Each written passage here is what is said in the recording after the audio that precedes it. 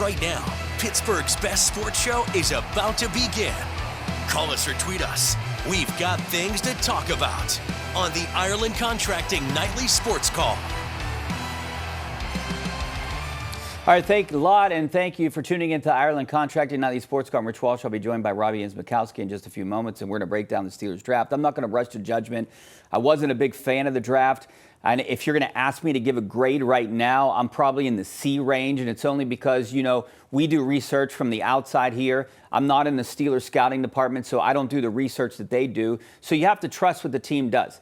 Saying that, though, that's why I'm giving it a C+, because I'm looking at what I saw this year in college football, what I saw on tape with the rankings and the research that I do, reading about every player. I didn't like it. There's a lot of things that I didn't like about this draft. Now, I did like, I don't mind the first pick. I know the optics were bad. The second pick, I really liked Jeremy Bernard. I also liked that they went out and got a quarterback, too.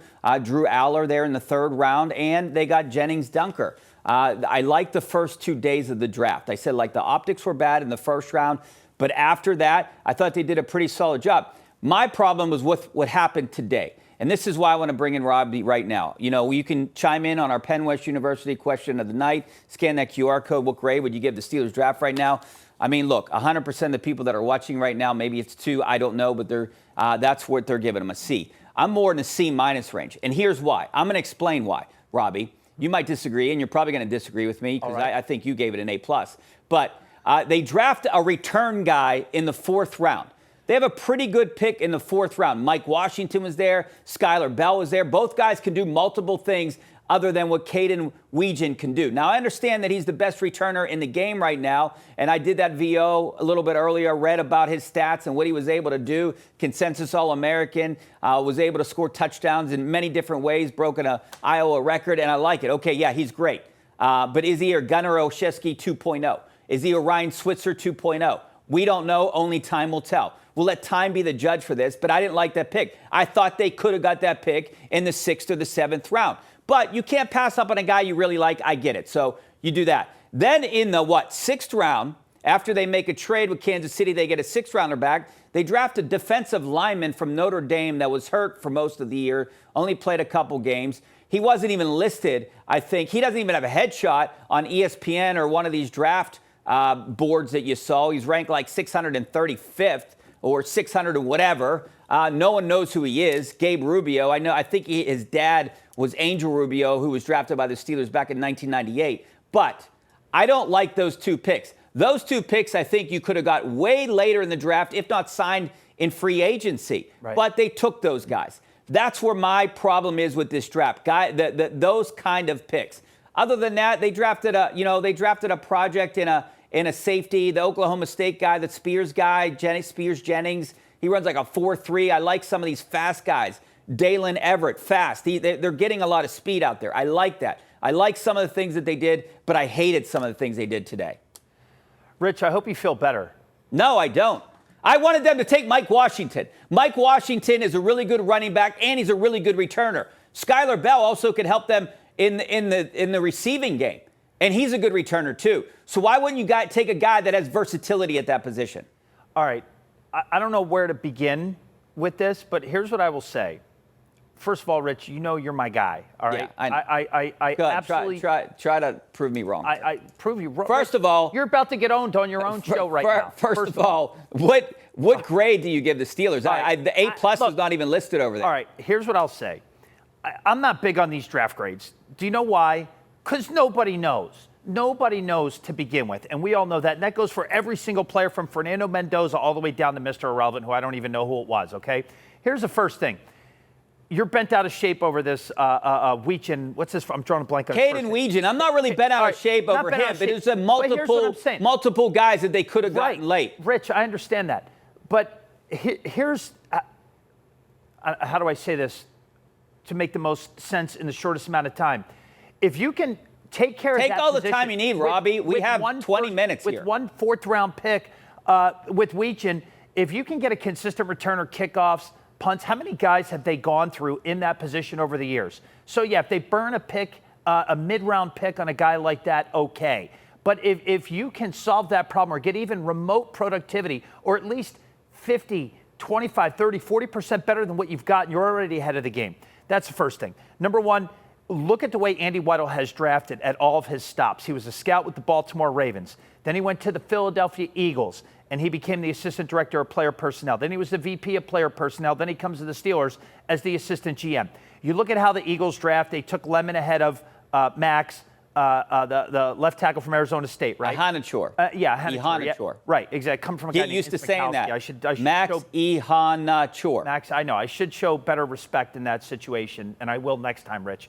But the Eagles have always targeted receivers traditionally. They like to go for the splash positions. Devontae Smith, they traded for A.J. Brown, gave up a ton. They do this stuff all the time. It's how they operate. They've won a couple Super Bowls. They deserve a lot of credit for that. And Andy, in his drafts that he has put together and run, which he does here with the Pittsburgh Steelers in combination with Omar Khan and the rest of the scouting staff, okay, they've gone for linemen. They like building from the inside out. So you heard Omar make that comment. They didn't like say, okay, we're going to take 8 offensive guys or 2 defensive guys. However it shakes out, that's how it shakes out. I just know they do their diligence on these guys, and they know exactly what the heck they are doing. Yeah, they missed out on Lemon. They took Bernard from Alabama, wide receiver in the second round. There have been a ton of success stories coming out of the second round as wide receivers. Debo Samuel, Devontae Adams, T. Higgins, DK Metcalf was a second-round pick. So they've had success. A lot of players have had success being drafted in the second round. Chase Claypool was as well. Of course, there are a lot. I mean, the Steelers had Juju Smith-Schuster. They also had a bunch of guys. I mean, George Pickens was you're right. George Pickens was a second-round pick. Super talented guy, right? But I just think it's too early to just for you to be the fun vampire, Rich, because you're sucking all the fun out of this. We should be excited, and you're killing us with this right now. I haven't talked to one person that excited. I had a fan stop me yesterday on Thursday when I was at the Steelers. He was leaving the parking lot, and he said, "Hey, I never saw 200,000 fans so disappointed at one time." Now I get it. Everything that unfolded in the first round, it was bad optics. Okay. That's all that was. Ihanachor is a good player, right? He's a good player, and I don't mind them taking him in the first round, and I like Bernard. I like how that shook out. Right. I'm not giving them a bad grade for that. So I mean, Bernard might be better than Lemon. Who knows? But tight end / fullback. I like them. Riley Noah Whiskey.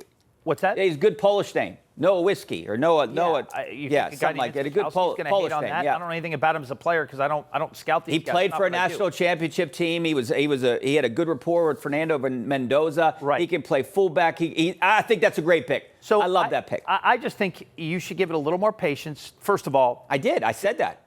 I said I was going to give it time. I said I was going, but right now I'm in the C range. What's it going to take to get into the B's and A's, Rich? Well. We have to see how they play, which is the whole point of all this. The guy from Iowa. That's why we are employed right now, Rich, because we all have opinions. We love sports. We want to see the Steelers do well. I'm saying they could have got these guys in the 6th and 7th round. That's what I'm saying, Robbie. All right. They could have got Weegan in the 6th round. Save this for the next segment. Okay, we got to go. I'm going to crush you. Back in a couple of minutes.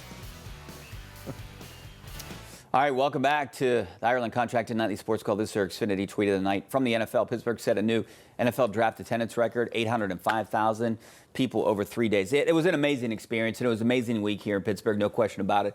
And the Steelers probably had the most special moment of any team, of any instance up there, drafting Eli Heidenreich at the very end in the 7th round, towards the end of the 7th round.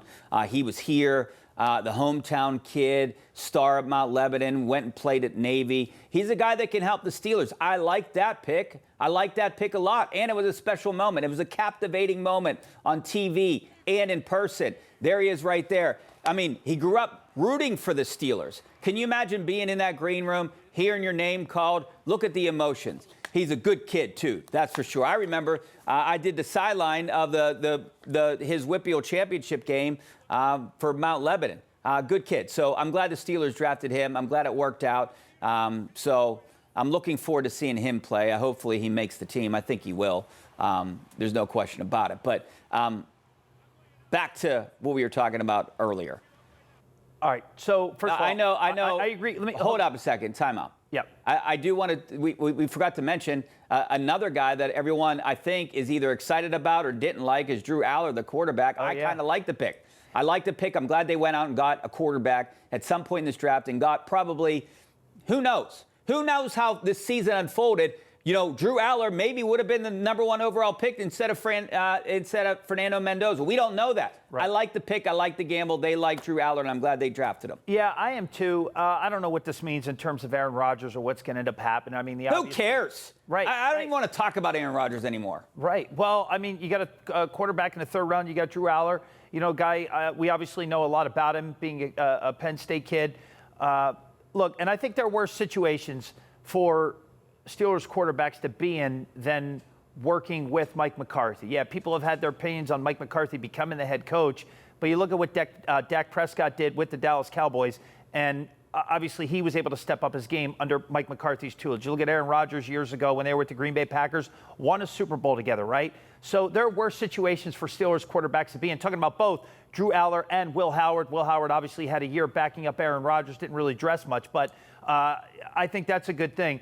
And the one thing I could say, Rich, is I understand the grade you give it, and I say this with all due respect. At some point, you have to just trust what the Steelers do. They have a guy there building that draft board that has 2 Super Bowl rings. He has one with the Baltimore Ravens. He has another with the Philadelphia Eagles, and he helped build that team with Joe Douglas, the VP of Player Personnel. Those guys ran those drafts. Howie made the final call, yes. But when you look at the history and where these guys come from, if you're a Steelers fan, you really should be excited about this team, given the history that these guys have had in the scouting department. They brought a lot of winners over, guys that don't get a lot of attention, people that the fans don't really know a lot about or talk a lot about. For that exact reason, the Steelers are pretty tight-lipped about their personnel, and you don't hear much from guys in the front office in the media. But one thing I do know, I have watched every single draft that Andy has had in a position of operating and orchestrating a draft board. And what I will say is this guy has a process that works, and Steelers fans should trust it. I know right now, Rich, you're not fully on board, but talk to me in October. You're going to have a way different opinion. Oh, you think? And I hope they replay that clip to open this show back, and I will have a laugh at your expense while telling you I still love you. However, I just respectfully disagree. Like me, I think fans want a splash. And the Yes, they Steelers do, rarely do that. They want to see you go out. Drew Aller maybe kind of was a splash.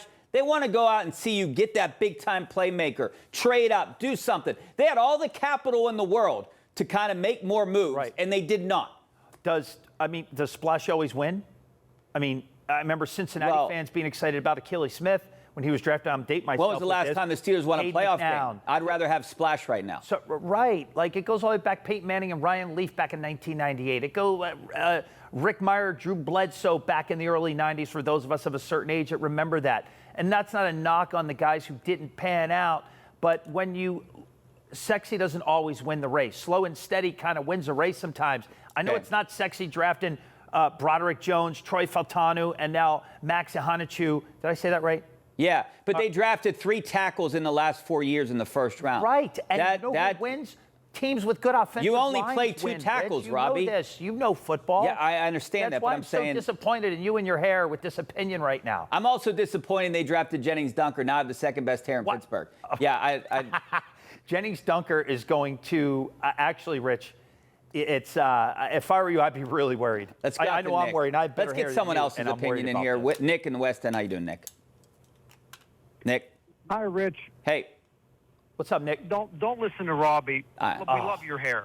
But here's my question. I was at my first Pirate game of the season last year, and as I looked around, I did not see the Cobra's number on the stadium yet. What are the Pirates waiting for in retiring his number? That's a fair point. They're waiting for Caden Weegan to run a kickoff back, probably.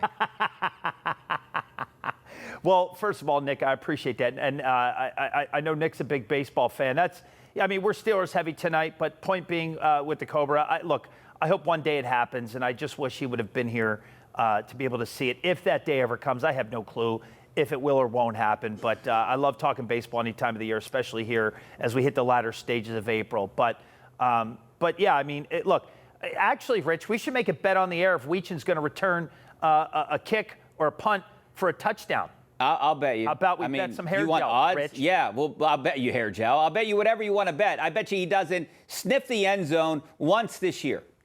I am going to annihilate you on social media when he returns his first one for a touch. I'm just saying, if you could fill that spot, He's not going to return using a fourth-round pick, and you could solve that spot for a couple of years and get even remote productivity, that's a winning pick, and none of us know. I would have rather had Mike Washington Jr. He's a running back. Who knows if Caleb Johnson's going to work out? This guy can play multiple positions. Caden Weegan can't, and he's a one-trick pony, right?